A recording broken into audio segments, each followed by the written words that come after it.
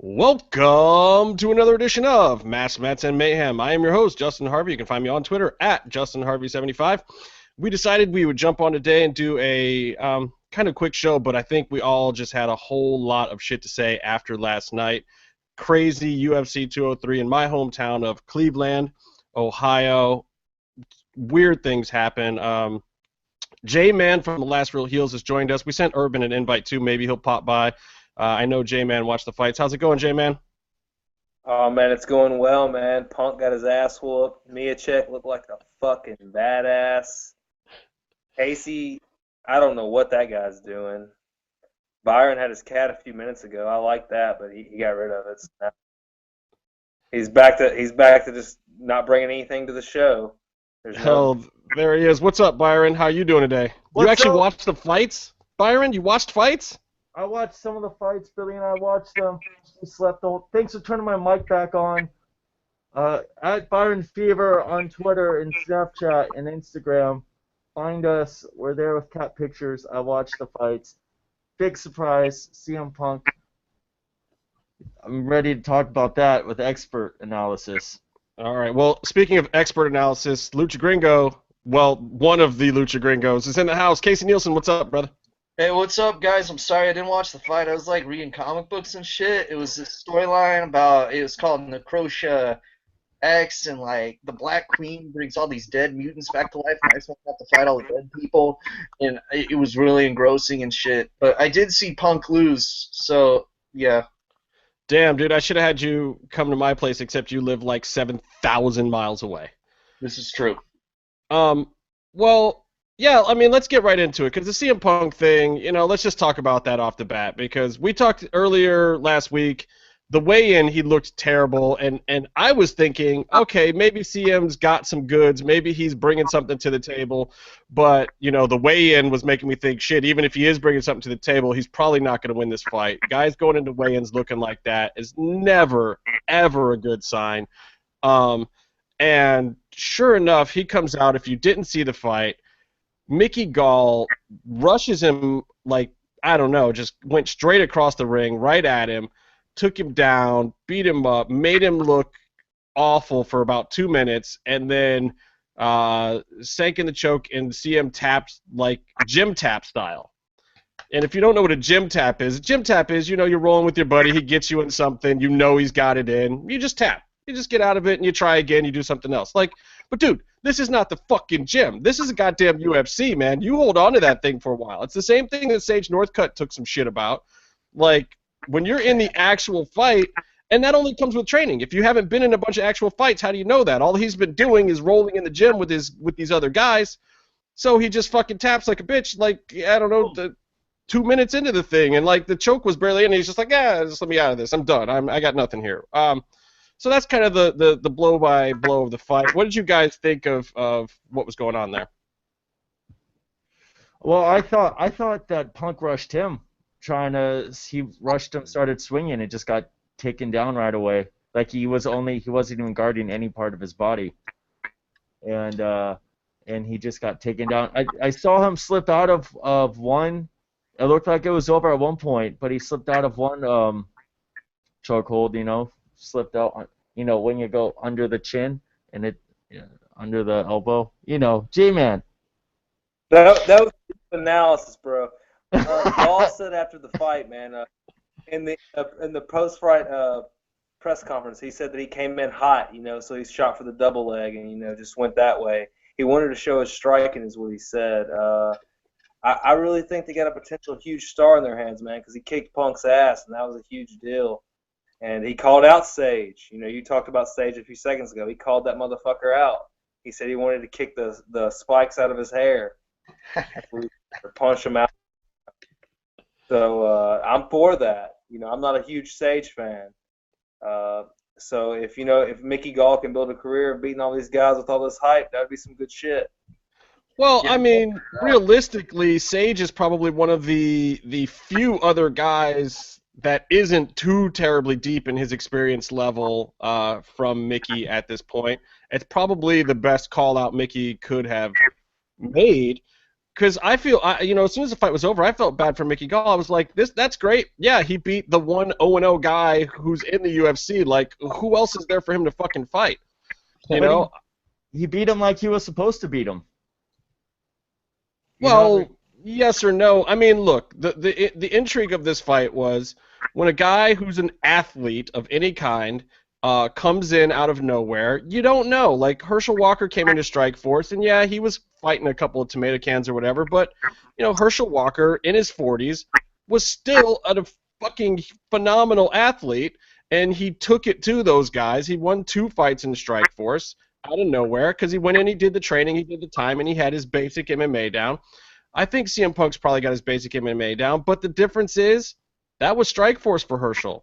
Lashley didn't come right into the UFC. Brock Lesnar didn't come right into the UFC and probably still came in a little early even for his skill level. I mean, the UFC is a different fucking place. Like, no one should be in the UFC until they have probably at least 4 real pro fights against solid competition under their belt. It's just not a place for a new guy. But Mickey falls under that category too. It's like there's not a whole bunch of guys who have got like 3 or 4 fights. Like, honestly, maybe the best thing they should do with these guys is send them to the Ultimate Fighter, both of them. Like, keep CM Punk around. If he's got a couple fights on his contract, see if he'll go play house over there and then Ultimate Fighter gym. Put in his time and get. That's the only way he's going to get amateur fights at this point, because those fights don't go on your record on Ultimate Fighter. You can go on that show and those don't count on your record. I think that's a good option, and also it allows them to kind of recoup on their investment of him, where they still get to market him as a UFC product, but they don't have to have him stink it up on their actual shows. Yeah, I think we lost Casey. Hopefully he'll rejoin. Yeah, Luke go left, man. He got intimidated. Well, I was hoping Casey would comment on that too, because I bet Casey would watch Ultimate Fighter if CM Punk was on it, and Mickey Gall too. Like, Mickey Gall after the Sage Northcutt fight, like, if he loses to Sage Northcutt, what the fuck does that kid do then? Like, I agree with you, J-Man, about him being a potential star. His press conference last night was amazing. He called out Sage Northcutt. He seems to know where his place is in the overall hierarchy of what's going on at the UFC. He's like a very savvy kid. He seems to really have his head on his shoulders, and he's doing the right stuff. But even doing the right stuff, I feel bad for him, because I feel like maybe it's too soon, and it's like, I don't want to see the kid lose 3 or 4 fights in the UFC and then have to go and fight somewhere else and then try to come back. I mean, that's just silly. What about all the F-bombs he was hitting in his interview afterwards? Yeah, him and Stipe. Like, thank God this wasn't a Fox Sports card, man. They would have been getting fined out the waz. He wouldn't have made any money last night. I don't think they fine on pay-per-view anymore, but... I hope not. Everyone dropped the F-bomb. Punk was saying, fuck yeah, just walking to the ring. Yeah, and Punk dropped a few in his post-fight press conference too, where, yeah, he's like, I got fucking beat. What do you want me to do? Oh, Punk crying, though. Jesus Christ. What was that? You guys sad. see Punk crying? Yes. Yes. Oh. The crying Jordan memes were out instantly, too. I just don't know what he and his crew expected him to actually, like, do out there. Like, he went out there and basically he successfully took, like, 3 steps, and then it went bad after that. Well, yeah, it did. His timing was off, is what he said. he got in a ring like about 3 years too early. Oh, Casey's back. Welcome back, Casey. Yeah, internet shit the bed. Sorry, guys. So what do you think kind of about this CM Punk situation? I mean, he went in there and in 2 minutes didn't really get anything off. I mean, and he tapped out. What do you think? I thought it was funny because I don't have any beef with CM Punk. I think he's all right. I was like a fan of his in wrestling and shit, but a lot of his fans are really fucking annoying. Like, the fucking worst people. Like, seriously. Like, if you're still chanting his name at shows, you're a piece of shit. I'm sorry.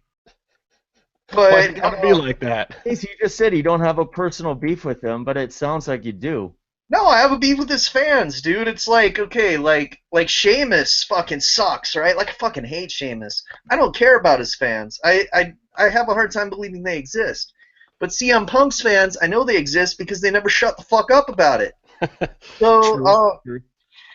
you know, him losing was fine, but then like a lot of people are like, oh, well, at least he tried. And I saw someone tweet this. This isn't my joke, but it's like, yeah, of course he tried, but it's not like I wouldn't go into the octagon for $500,000 and get the shit beat out of me too.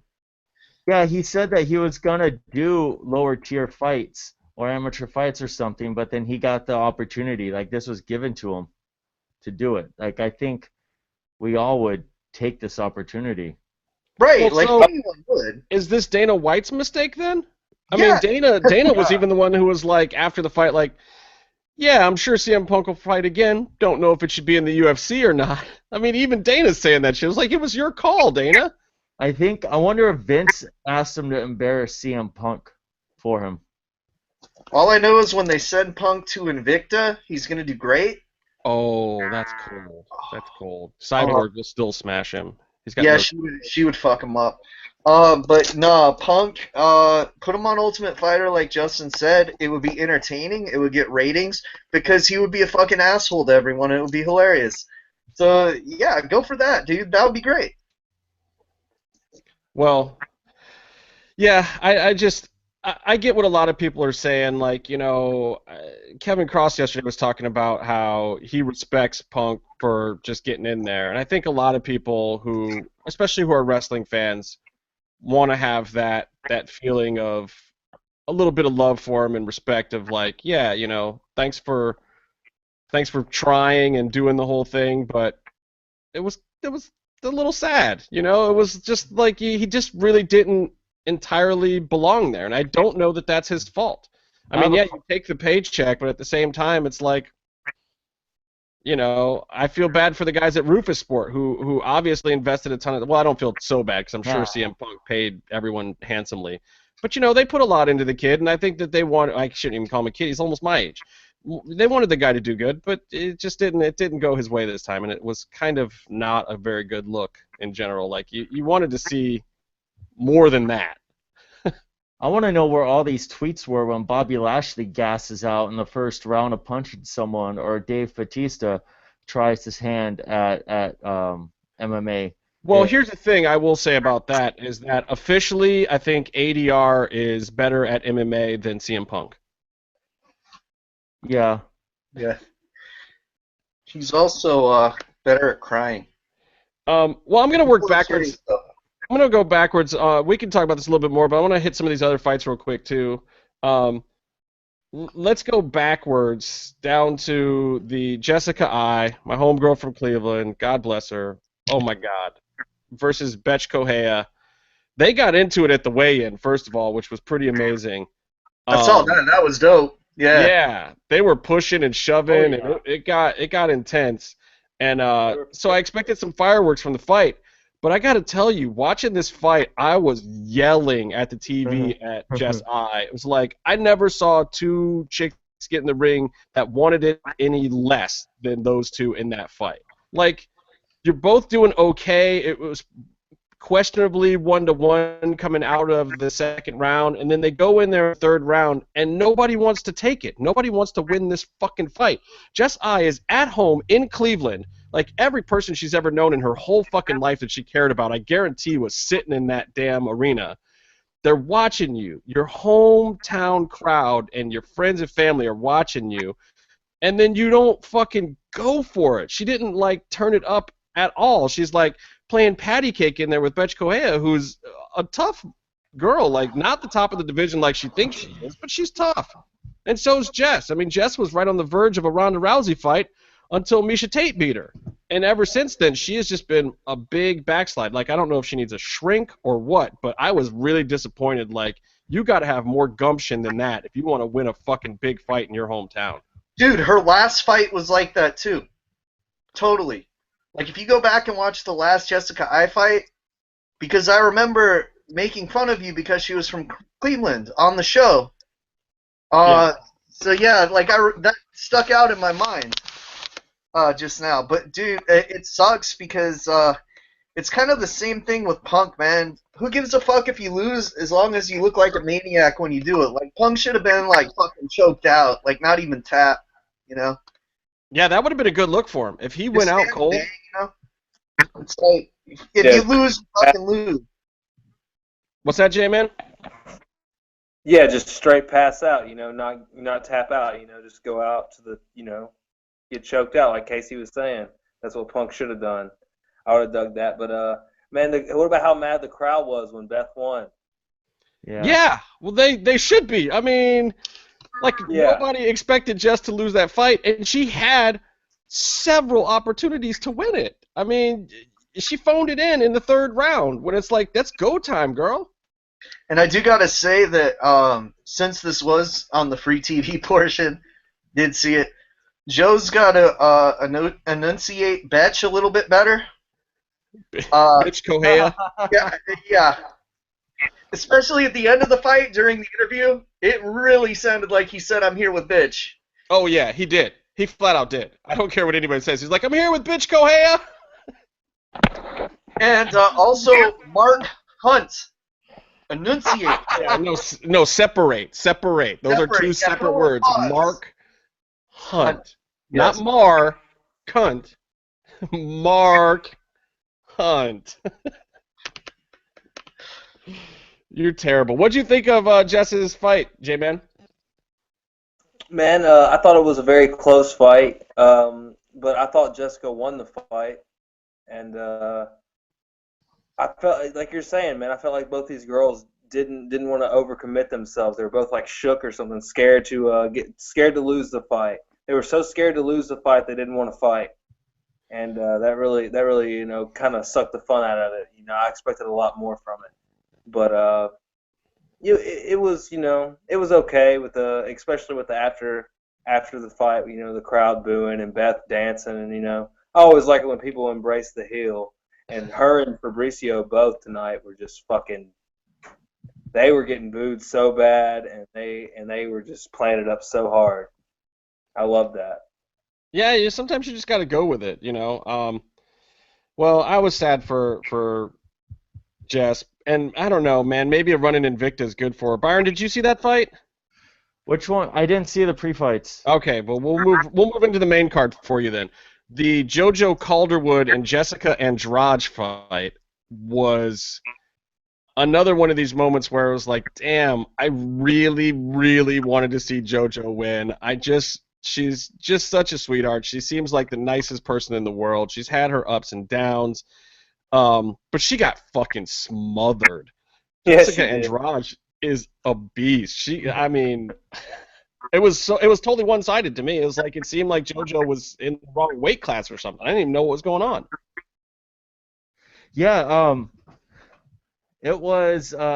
What I remember the most from that was she finished her off with a front face lock, right? The guillotine choke. Yeah. And I just remember like she just totally just like latched it on like it was easy. I like your shirt, by the way, Justin. She just. You should get one of these, Byron. You should get one. I'm not an animal. I couldn't fight my way to the front. And why didn't you get me one? You were there.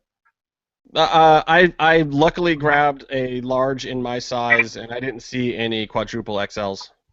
Well, I have been working out. Thanks for noticing, Justin. Thanks for hooking up your sick buddy once again. You know, because I didn't get episode 100 shirt either.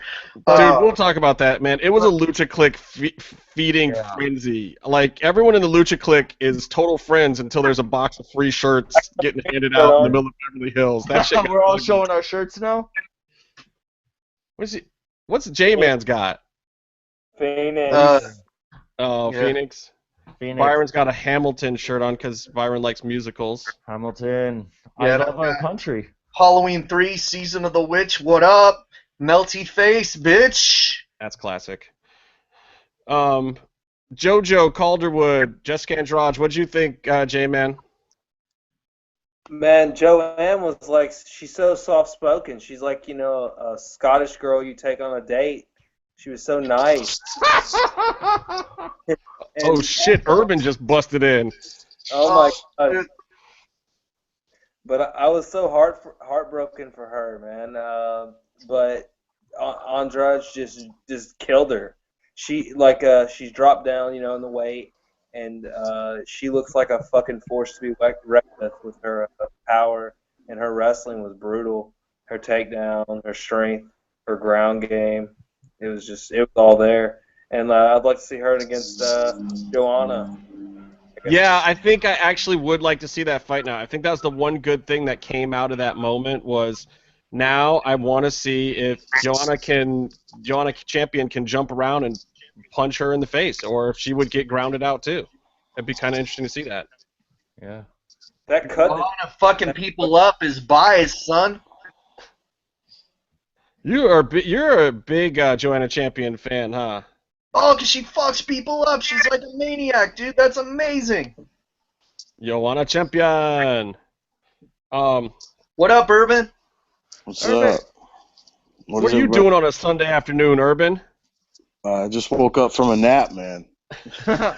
Sounds like analysis. sounds right. You know there's like football and backlash or what is the pay-per-view tonight? Backdraft. Back scratch, as DJ would do. It says back ash, but then it adds the L. Back gash. Oh, There God. we go. Oh, yeah. Ray Wyatt's got plenty of that, baby. Yuck. Oh. Follow the vocals. What? Anyway, I want to move to the next fight because I do want to talk some wrestling today with you guys too. But the next fight was Uriah Faber versus Jimmy Rivera, and I gotta say this: if you can't kick a guy in the balls and poke his eye out and almost detach his retina and get a win and still lose 30-27, Yeah. it might be time for you to step out of the UFC. I just think Uriah Faber, this is one of his first non-title losses, I even think, but it was fucking ugly. He lost 30-27 every round, basically, to some guy he should have outclassed, and he kicked him in the balls and poked his eye out. Yeah, and he still he was- couldn't win. He was still blind at the end of the fight, and he still won. God damn, he used the flare strategy and it didn't fucking work? Right in the fucking eye parts. It was like Three Stooges, man. It was like it was ridiculous. And Uriah still lost. And it's just like, dude, if that's where Uriah's at now, like if he can't beat the number 12 guy in the division with cheating, then, bro, I don't know if UFC's got anything for you. What's he going to do? Fight the number 20 guy for the rest of his career? Like, he doesn't even really deserve a TJ Dillashaw fight at this point, which I thought would still happen, but I don't know. What'd you guys think? Trainer. He needs to be a trainer. He needs to back the fuck up, man.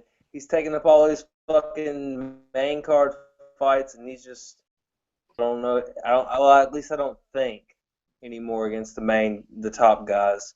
I feel like most of the 135 guys would kill him. That's what I think. I'm not for sure. Well, I tend to agree too, and I think that BJ Penn had this problem in his career for a while, where it's basically like, you are the head coach of your team.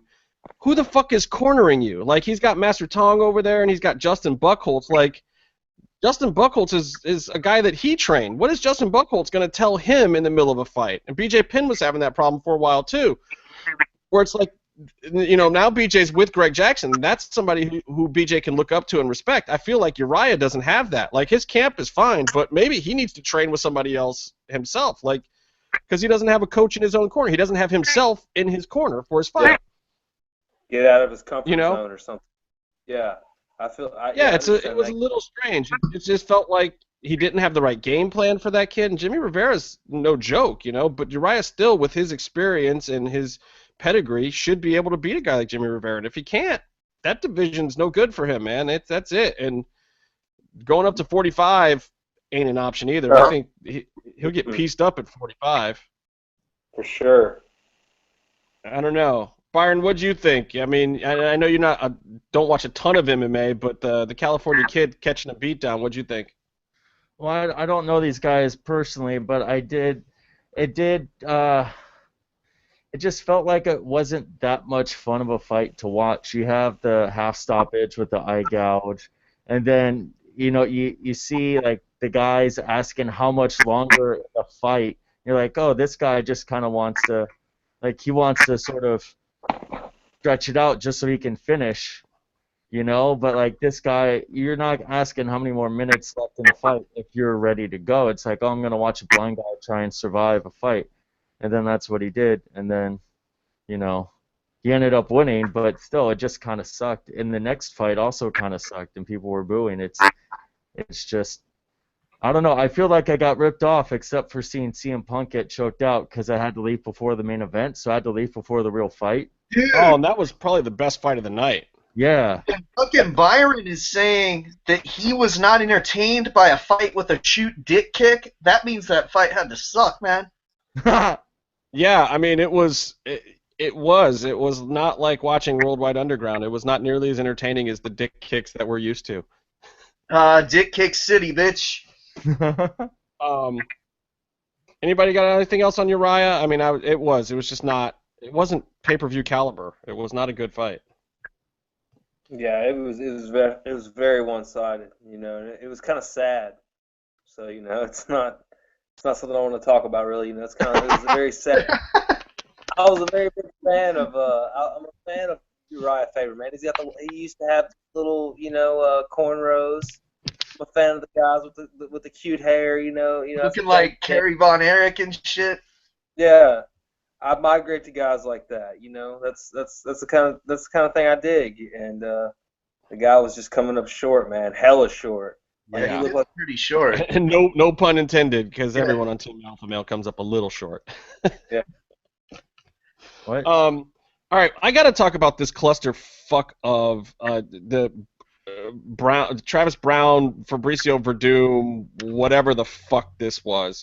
And I know we talked about a little bit in our crazy DM last night, but believe in yourself. Man, I got fired up on this thing. There's so many different weird things going on here. First of all, the match started off with the sweetest fucking move ever. Fabricio Verdum with like a flying dragon face kick right to Travis Brown, like some shit out of a Bruce Lee movie. And these are fucking heavyweights. Heavyweights do not do that shit. Yeah. That was awesome. That was a fucking highlight and a half. I hope Fabricio keeps fighting for a long time just so we can see that highlight reel before all of his fights. Wait, didn't he do like a front flip Pele kick for some reason? He was doing all sorts of stuff. He looked like he came to this fight full capoeira style. Like, capoeira's fun, dancey Brazilian martial art. And Fabricio was throwing that shit out there like it was for real. It's hilarious. Pretty soon he's going to bust out the Blanca shit and start, like, shocking people. But so I got to talk about this finger injury thing. Looking at the replay, it was a finger injury off of a punch. So there was contact made that caused his finger injury. The unified rules state that if a fighter asks for the fight to be stopped or paused because of an injury that was sustained from a legal blow, that is considered either a verbal submission or a TKO, a technical knockout. That's not what happened here. I did, however, hear the ref call time before Fabricio moved in to start hitting Travis, which is also illegal because the ref can cause the fight a pause in the action anytime the ref wants. Now, the ref, if he's incorrect in doing so and causes a change to the outcome of the fight, can be fined under some rules in some states. It just depends. I believe in the unified rules, it's up for review. The ref is really the one who fucked up here. If Travis is saying, "Oh, I got a boo-boo, check it out," it's the ref's responsibility to say, "No, motherfucker, fight," or "I'm calling the fight off." So I don't know that Travis necessarily fucked up either, but typically under the rule, the fight should have basically been over if Travis is like, "I'm too hurt to continue, I need a doc to look at this." It was just super fucking weird, and everybody was basically a bitch in that scenario. The ref was a bitch for calling a timeout. Who calls a timeout? There's no timeouts in fighting. He was hurt. Yeah, but it wasn't an accidental injury. The entire point of an MMA fight is hurt the other guy enough for the fight to stop.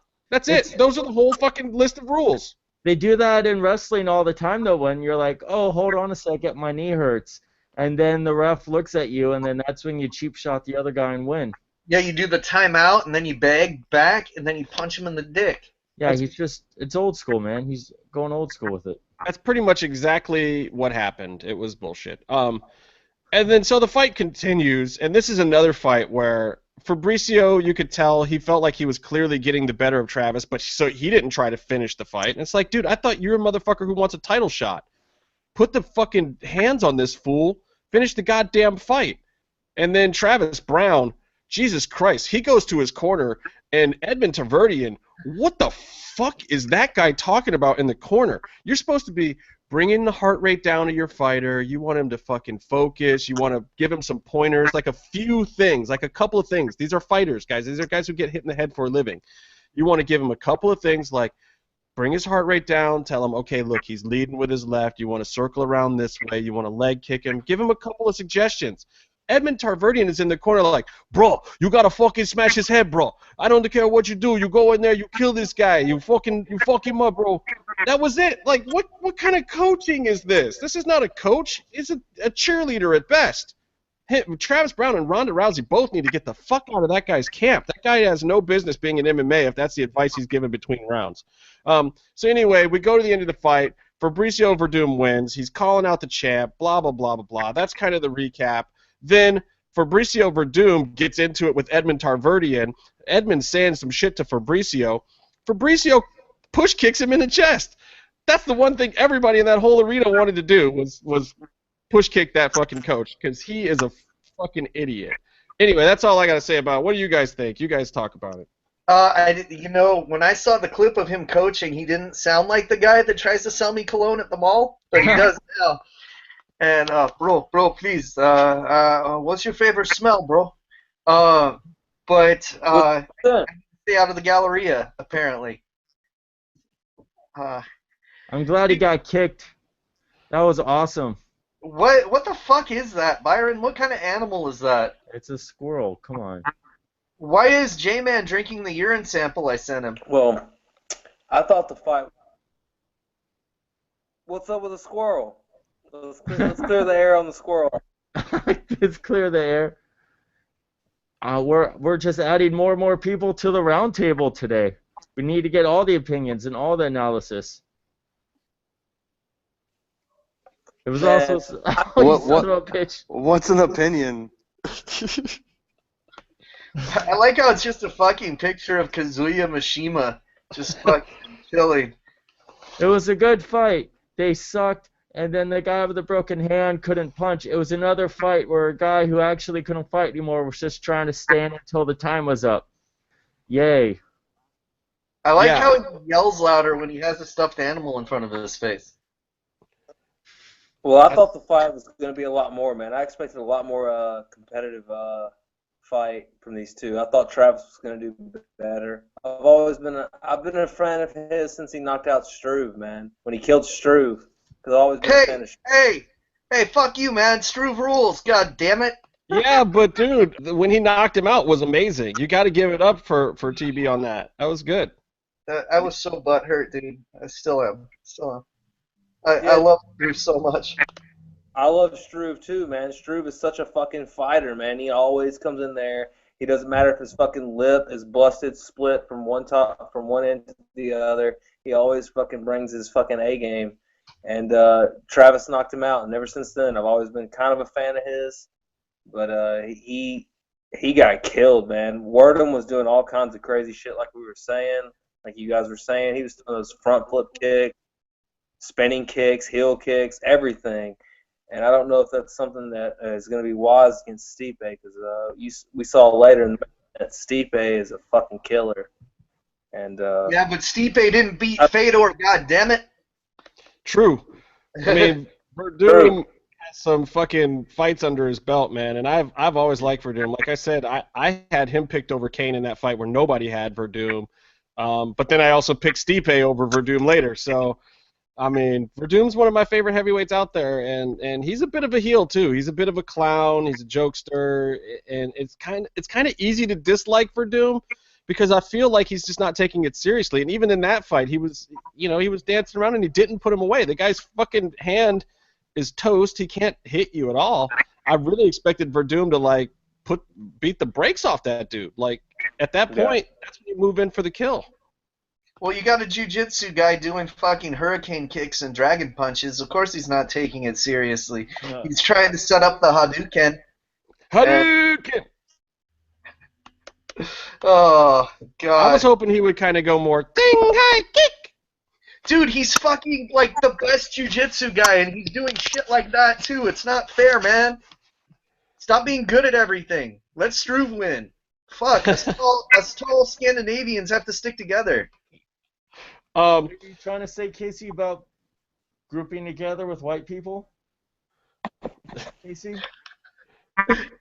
Hey, Yeah. Byron, let's not talk about your avatars there, Mr. Byron Turk. Avatars? Your video games characters that you create. I don't know what you're talking. I don't play video games. Yeah, sure you don't. Let's ask Vic about it. All right, so I'm going to go into this last one. Stipe Miocic, homeboy from Cleveland. Super awesome fight. And the Reem was putting it on him.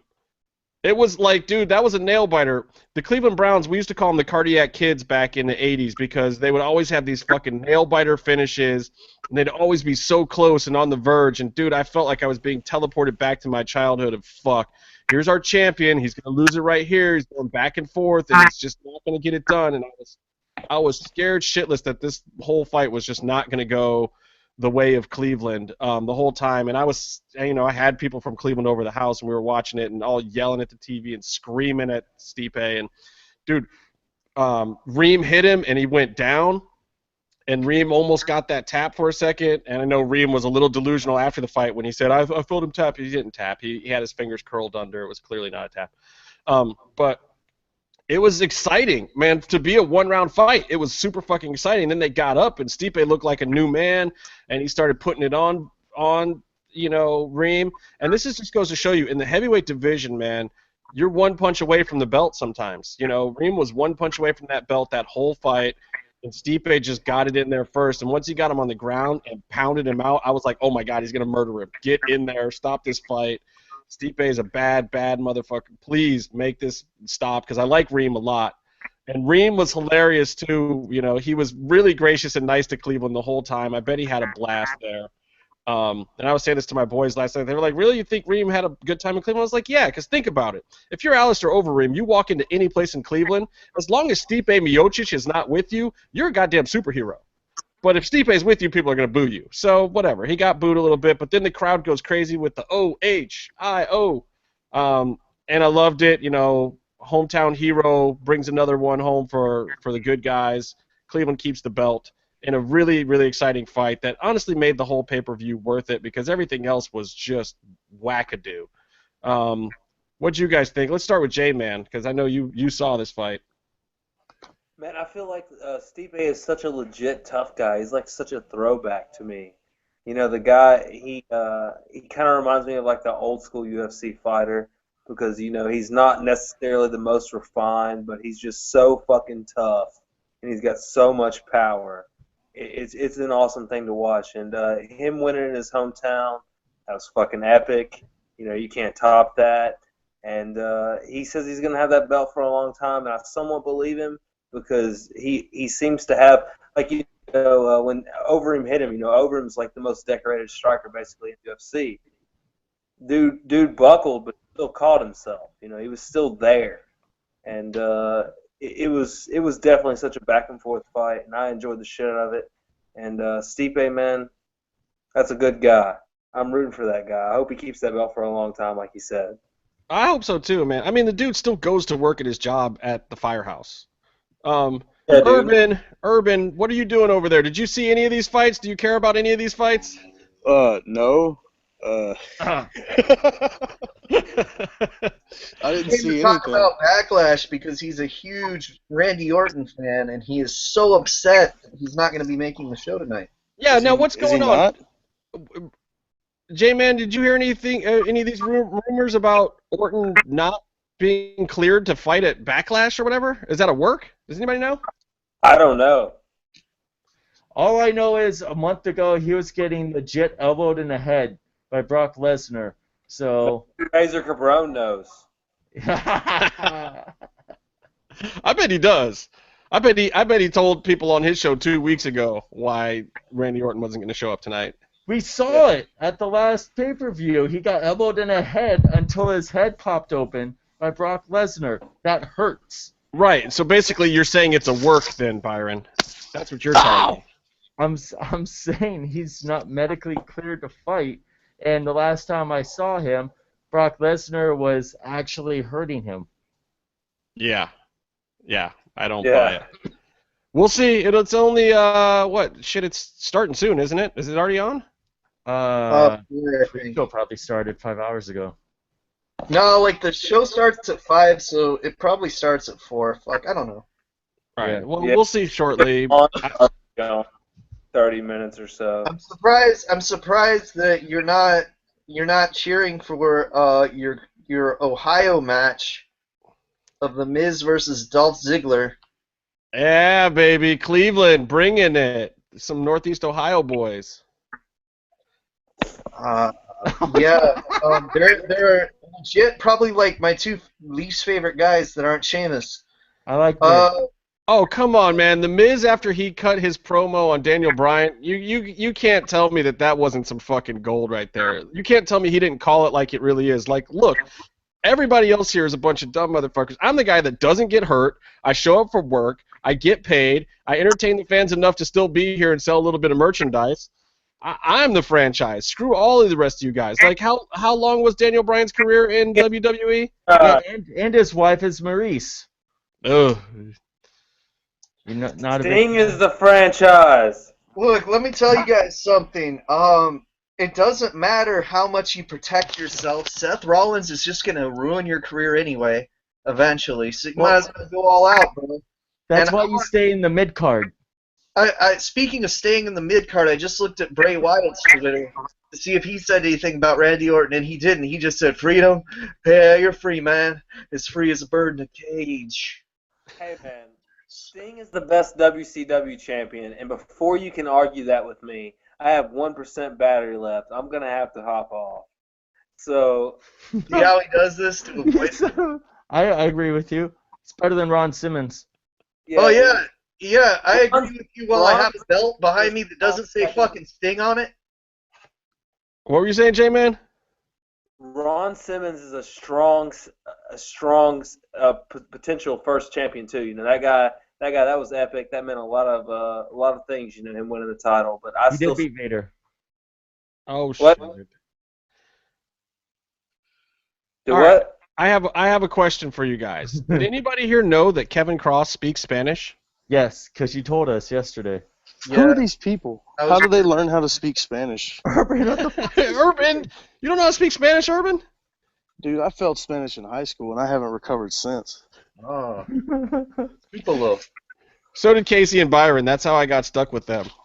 Yeah, me and Byron were in Spanish class together, and we just got wrestling and fucking dick jokes in Spanish, and now, hey, we can podcast about it. Fucking Cero Miedo. Viva el UMAOD, right, Casey? Fucking right, the Unholy Midget Army of Doom. That was before we realized that the best thing midget wrestlers were good for was to get the shit kicked out of them by regular size ones. Yeah, the best thing a midget wrestler could ever do is get tombstoned after getting kicked in the dick by Vampiro. If you follow me on Twitter, that is at Lucha Gringo. You can see the latest midget wrestler getting beaten up by 2 regular size dudes because Guapito got fucked up last night. Ooh, I kind of want to see that. Hey, speaking of you being at Lucha Gringo, we talked to the other Lucha Gringo at the Paleyfest, and he's laid down the gauntlet to you, man. He says that the name is his. And speaking of which, the fucking heels had some motherfuckers steal their name this week. What was up with that shit? I'll get back to you, Casey. Urban, what's up with the fucking copycats? I don't know. I guess we made it, man. Fuck those guys. I wasn't even trying to be a bad guy. I wasn't trying to heel out on nobody. And that dude, he kept building this up, and then he broke his own dick off. It was the greatest thing. That guy sent me his nudes to try to make up for it. I declined. Back. Shit.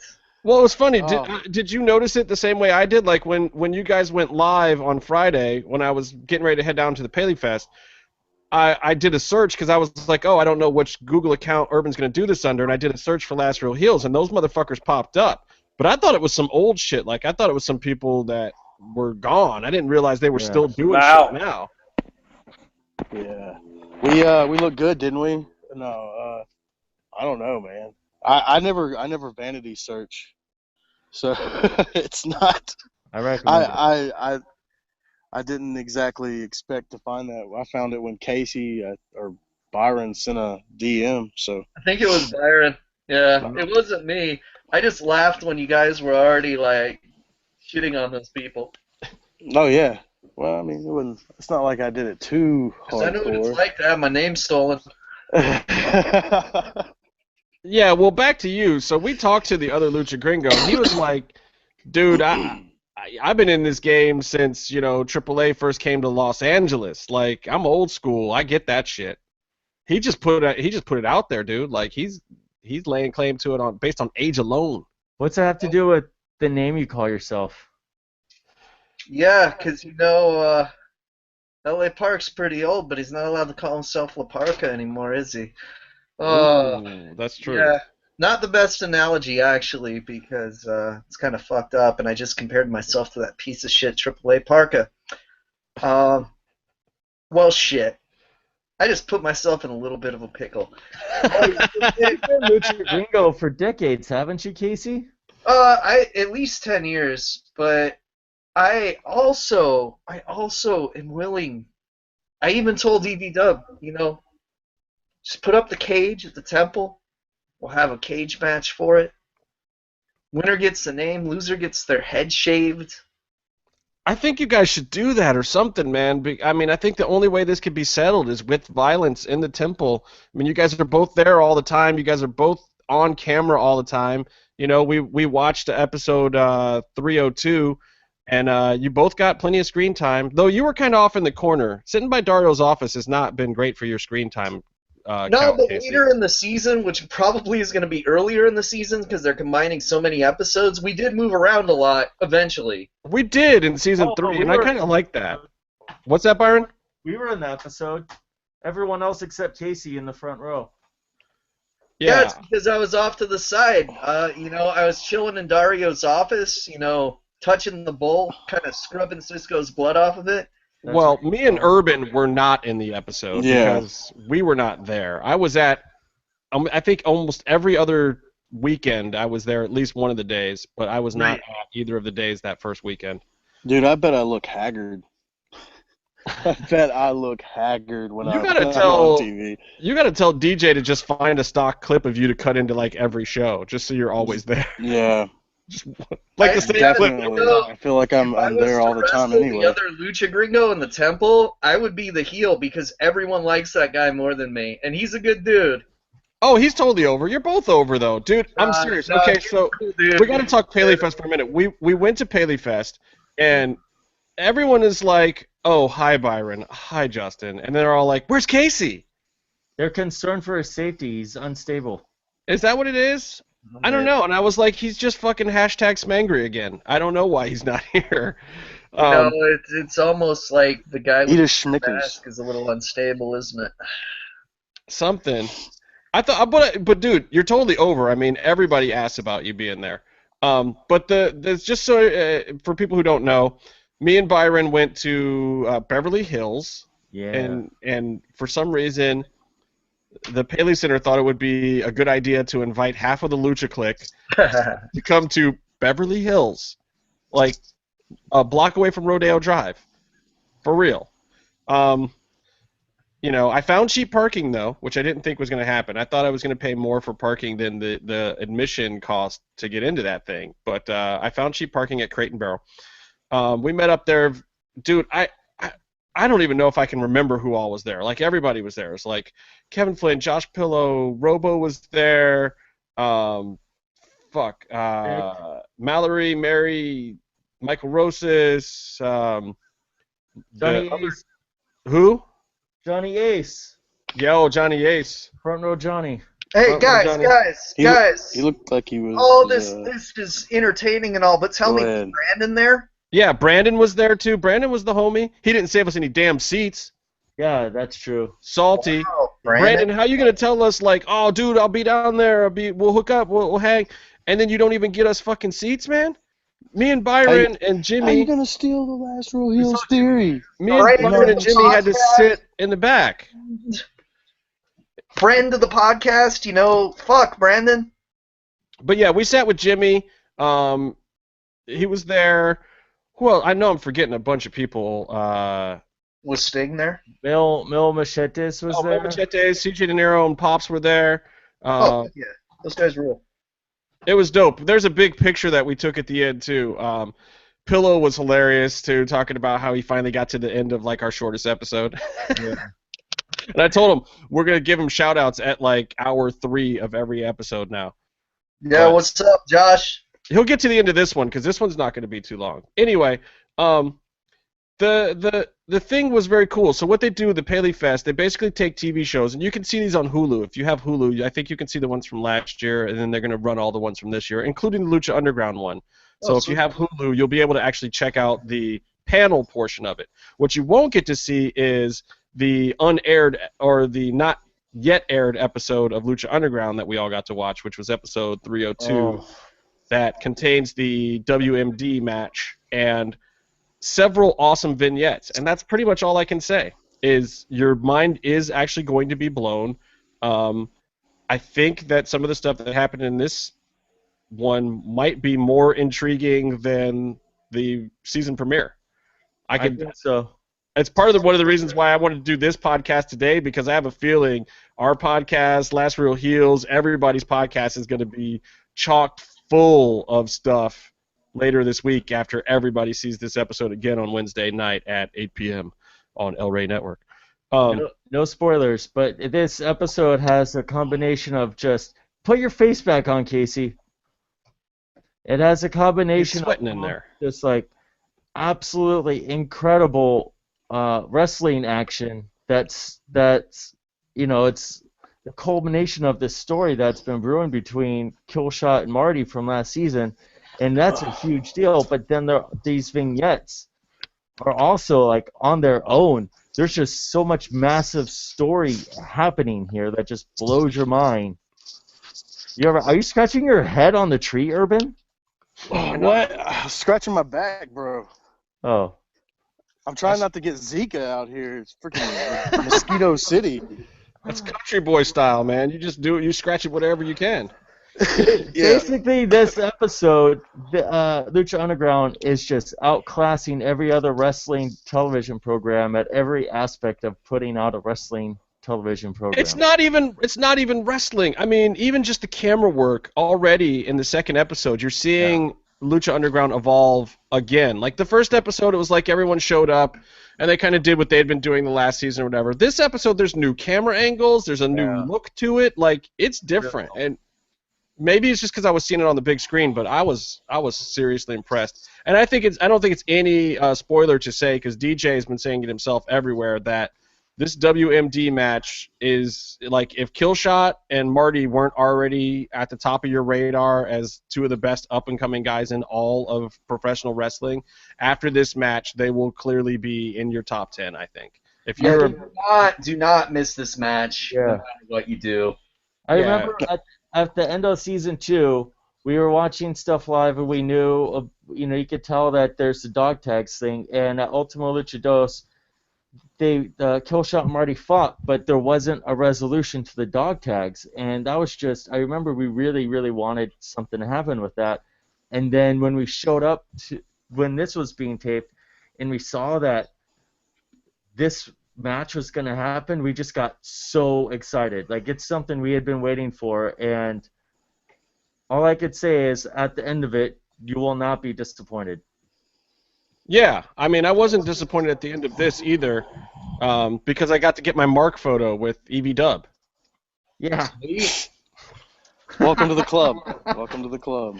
You know, I never take the mark photo. Like, I've met almost everybody on Lucha Underground at some point and had a conversation with them, but I very rarely ever take the actual mark photo, and this time I had to do it.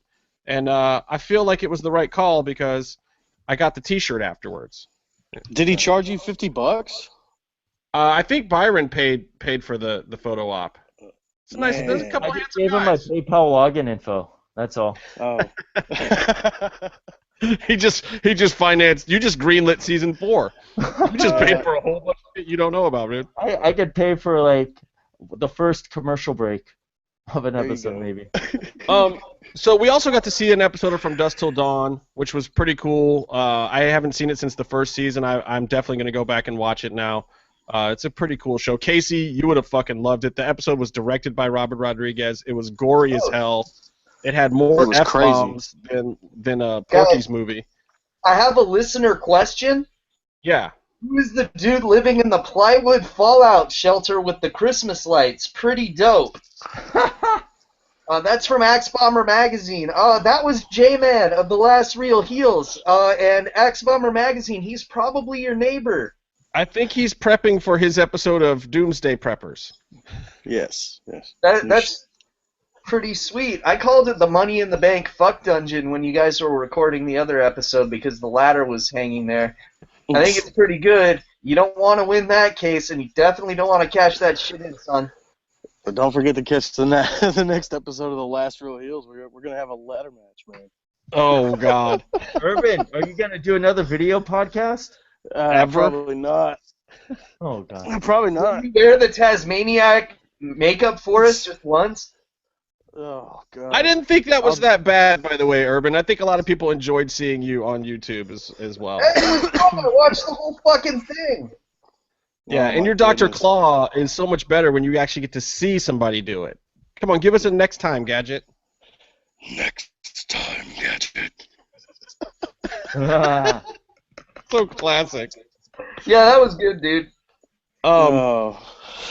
So I also let me tell you guys a little bit more about the Paleyfest thing because if you people just don't get to experience this kind of stuff. It's one of the benefits of living in LA. If you get to go to these Lucha Underground events or any kind of LA Hollywood related event, sometimes you just got to go. It's interesting.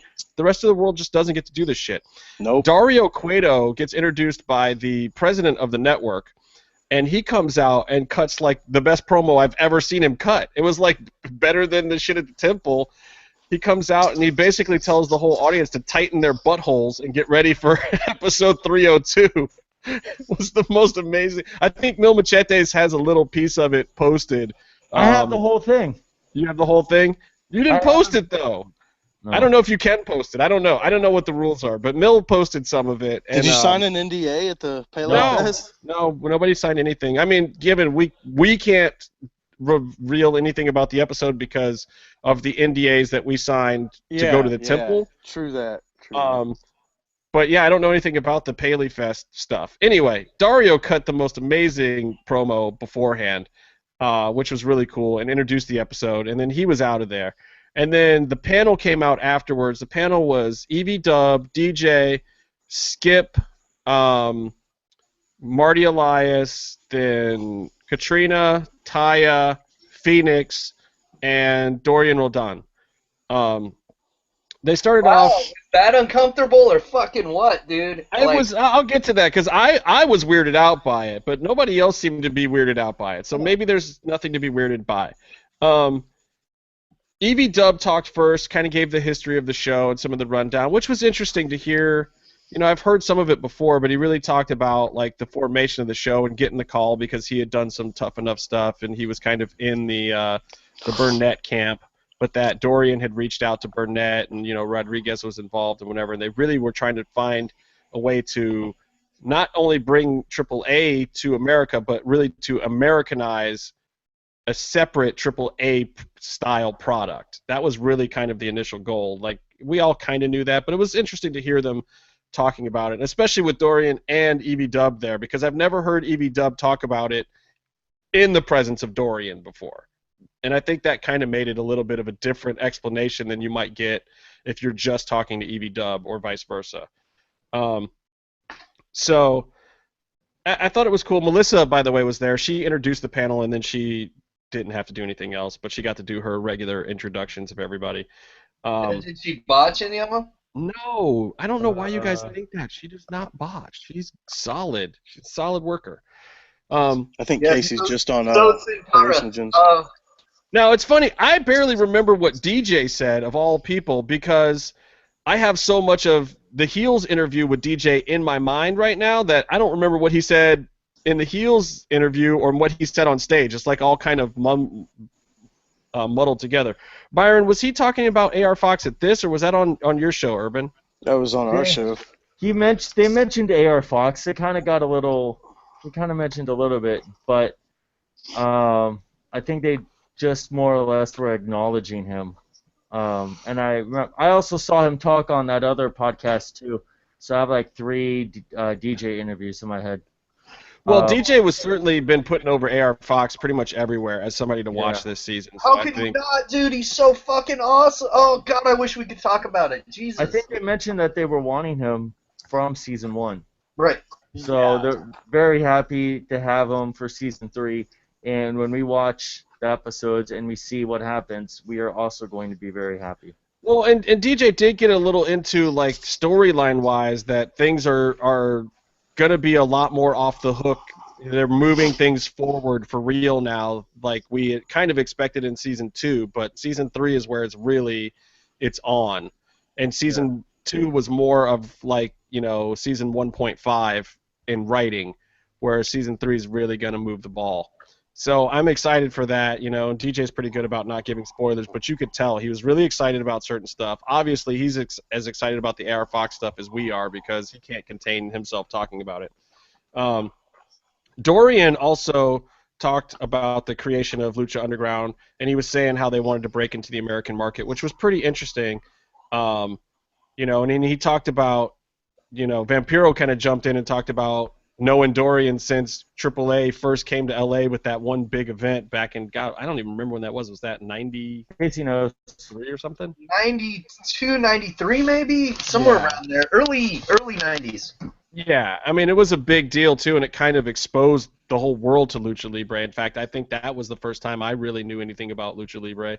Some people passed around tapes of it and whatnot, and I think I saw a little bit, and the dirt sheets covered it. So that was like the first time I really heard about it. And then shortly after that, there was so much shit at the sports arena that you could go see, and I didn't know about fucking any of it because I had like no access as a kid. First time I saw Lucha Libre was when I came out here in '99. I went to Sports Arena and saw some Lucha Libre. I had no idea who any of the characters were. No one spoke English in the entire venue. And I'm brown enough that people just assumed that I was Latino. So I just kind of went in and blended in and just watched it and was amazed. It was awesome. It was the first time I saw keep my mouth go to shut, Lucha. I am. Dude, if I went to Lucha shows before Lucha Underground, like all the heels would be like broing it up with me to get heat and shit, which was awesome. But not the best walk back to the car usually. I can see that, especially from Sports Arena. Ooh. We got not to to boil heights intimidation factor. Yeah, you should try going to a fucking Lucha show at a swap meet in Anaheim sometime, you guys. I'll do that Every week. So who's paying for my ticket? Byron. Okay, that sounds good. I don't have a job. I can't pay for that shit. Yeah, but you're the trust fund kid, right? No. Byron, we're brothers. Remember, your parents adopted me. My parents have never met you in their life, and they live a half hour from you. God, after Urban just put you over as being his most Jewish friend. It's terrible. Y'all terrible. It's that refined on racism. That podcast. I watched that shit. Those might not have been the exact words. He just said, "Hey, I'm not racist. I'm not anti-Semitic. I have Jewish friends like Byron Turk, who is not really Jewish." He said we were both Jewish brothers. I told at the Paleyfest thing, I told Vic that I was half Jewish, and he got all like quiet and like, no, I accept all people.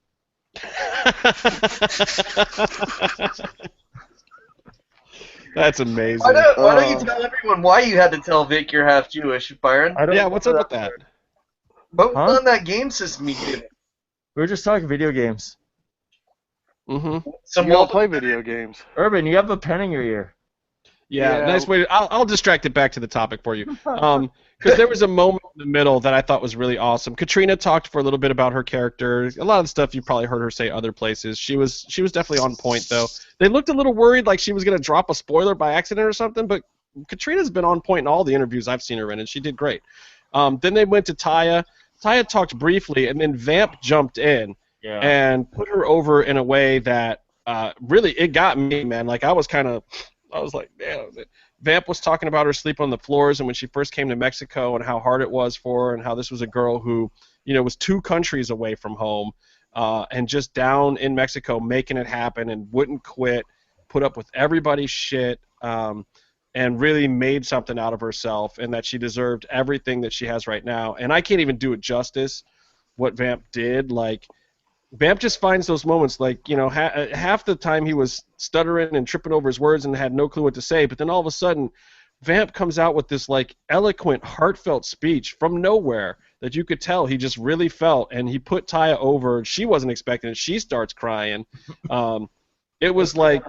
It was really nice. It was like it was the high spot of the entire thing, in my opinion. That's the thing that you're not going to get somewhere else. Like, being there in that room and seeing Vamp do that. Vamp was just being Vamp. And then they finally get to Phoenix. Phoenix, his English is getting better, but is still not very good.